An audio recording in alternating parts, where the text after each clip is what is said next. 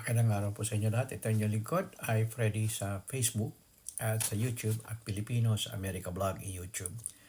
At kung di pa kayo nakapag-subscribe, pakipindot lang po yung red button below. It's all free and you're already subscribed to my channel and I really appreciate it. At kung pwede ko kayo mag-comment, it's okay. You're welcome whether you're negative or positive. At sana bigyan niyo po ako ng big likes, okay? At yung sa mga critics, ay you're also welcome. But meron akong response sa inyo na hindi ito ay pagpapaliwanag ko sa inyo. Okay? Ang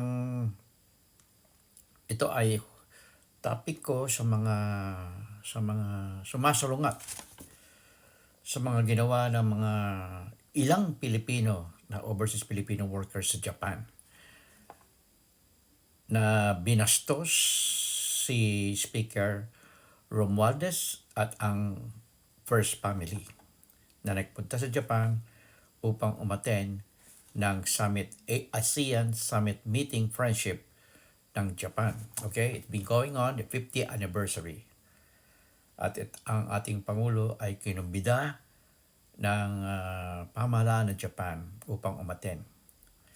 Ngayon, sa pagdating nila sa airport ay binastos ng ilang Pilipino na overseas Filipino workers ang First Family na hindi kaaya-aya at walang respeto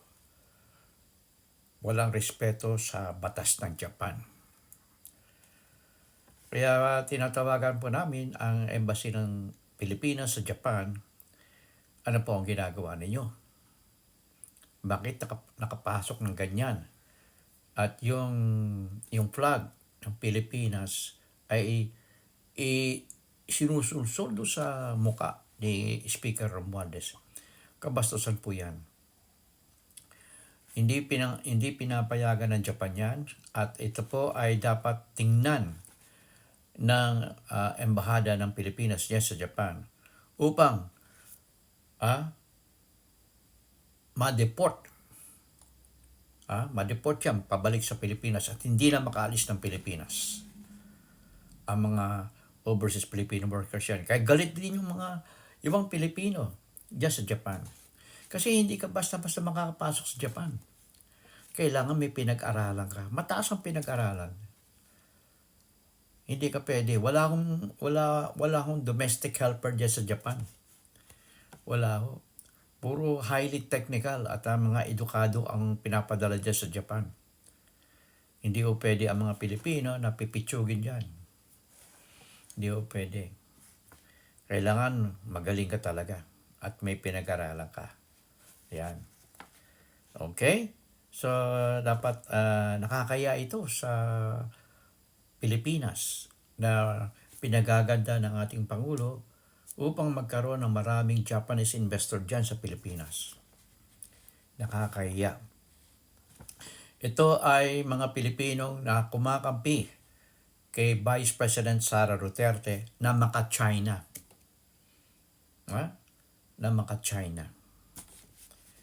Ang kabastusan na ginawa rin ni Vice President Sara Duterte sa Pangulo, kinukumpron niya ang Pangulo sa mga patakaran. Gusto ni Sara Duterte siya ang masusunod samantalang Vice President lang siya. Kung hindi niya kayang sundin ang Pangulo, ay dapat ay mag-resign siya bilang Vice President at the same time bilang Secretary of Education or mag-resign na lang siya bilang Secretary of Education. It is unethical, unprofessional, no code of ethics ang inaano ni Vice President Sara Duterte. At itong mga ito na sumasalungat sa ating Pangulo ay mga kadalasan, mga taga-Davao yan. Kaya nga bumagsak bumulusok na ng pababa si Vice President Sara Duterte. Ganyan. Kaya kailangan ang edukasyon ng Pilipinas ngayon, 15 to 16 years of age, baksak tayo sa reading. nagkaroon ng evaluation ang isang organisasyon at baksak ang Pilipinas. Out of 80 countries, number 80 tayo sa reading comprehension in English. Makikita naman nyo, yung iba nagko-comment puro Tagalog eh. Hindi sila maka-English. Kaya sabihin mo, Pilipino ka.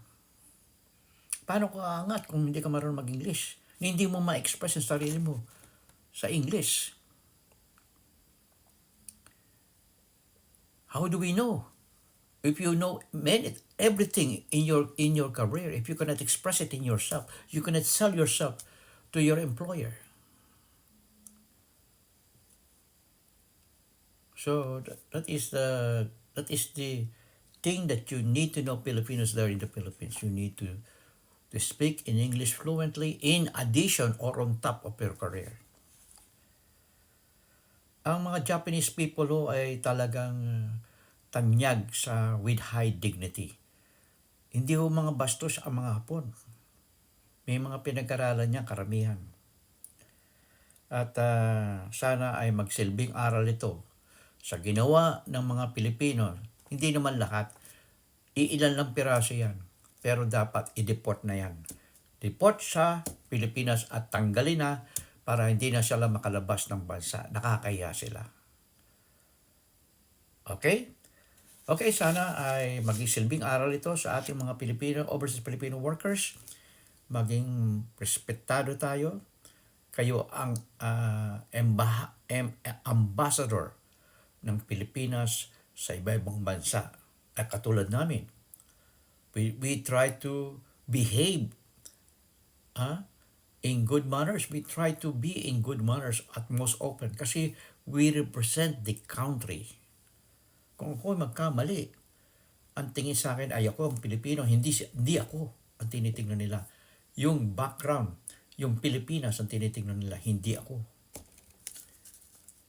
Okay? In God we trust, never hold your peace. See you in my next vlog.